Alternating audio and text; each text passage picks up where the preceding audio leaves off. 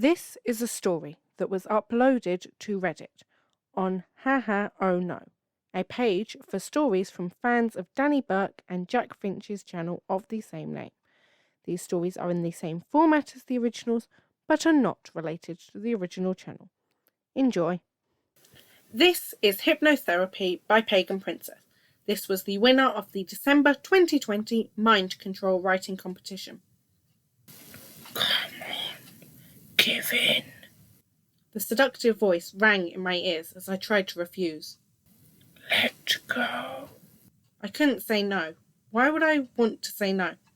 Yes. My voice sounded strange, sluggish, and a little slow. I was probably just imagining it. Dr. Barton said that was part of my condition, imagining things or just seeing things differently. He said it's not always bad, though. When I first met him, I really didn't like him. Actually, I hated him. I thought he was condescending and his voice was annoying, like nails on a chalkboard. I winced a little as I remembered the grating sound in my ears. Let's move on, shall we? Tell me, are you seeing your sister this week? My sister? Why did he want to know that? I started squirming. Sadie, it's okay. Just relax. His soothing voice calmed me and I stilled, relaxing on the couch once again. Now, back to my previous question. Will you see her soon? I felt my head nod in response as the strange voice came out of my mouth again. Yes, I'm meeting her today. She's going to pick me up. Excellent. He said nothing for several minutes, and I felt like I could fall asleep. Maybe I did, because the next thing I knew, I was wide awake and sitting up on the couch in Dr. Barton's light blue office, as he sat across from me, watching intently. Now, how do you feel, Sadie? Do you remember anything we just talked about? My God, his voice is annoying. No? He gave me a small smile, which almost seemed genuine. The first time he'd hypnotised me, I'd been reluctant, and especially scared when I couldn't remember anything after. Dr. Barton had assured me that it was all part of my therapy and completely normal. He even recorded our sessions so I can listen back later if I want to. It was mostly me talking about my past, things I didn't even know about. He said it was because I repressed them in my waking state, but that my subconscious remembered everything. It could be interesting to listen, but also scary, like listening to a stranger. Even my voice sounded slower in my hypnotised state. I didn't really like hearing myself that way. He clapped his hands and brought me back to attention. I'm afraid our time is up. I imagine your sister is already waiting for you. He gave a little wave and went back to the papers on his desk, humming softly to himself. He was right. Rachel was already waiting impatiently for me when I exited the office not 2 minutes later. The afternoon passed fairly quickly, and before I knew it, Rachel was saying goodbye. I'll drive you, I said quickly. She looked at me quizzically. But I always take the bus. You hate driving in that area.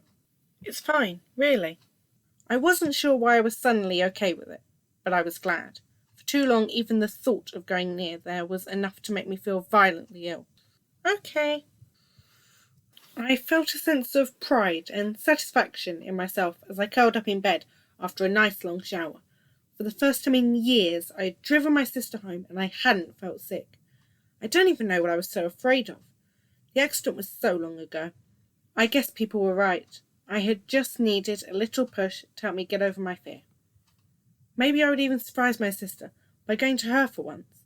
I dozed off with a smile, as I thought about the look of surprise would be on her face when she saw me at her door. Sometime during the night, I had a nightmare. I couldn't remember much other than that my sister was in it, and there was blood. So much blood. I shook it off and tried to go back to sleep.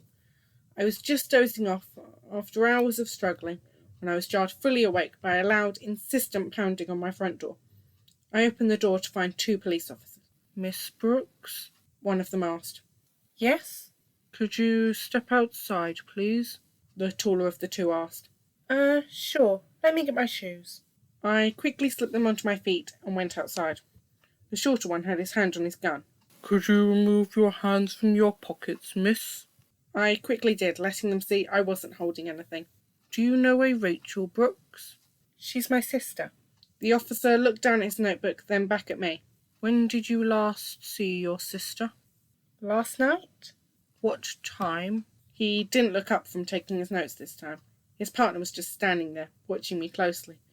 Geez, are all cops this paranoid? I'm not sure. It was late and I trailed off, unsure what else to say, as a sense of horror came over me. Did something happen to her? Is she okay? The officers exchanged a quick look before the taller one responded.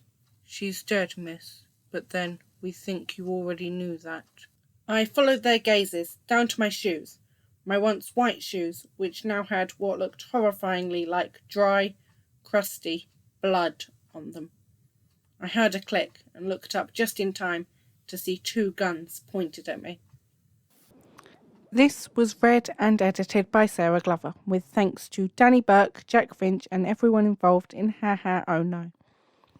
To read this story or any of the others, or even get involved in the writing competition, visit Reddit and search for Ha Ha Oh No.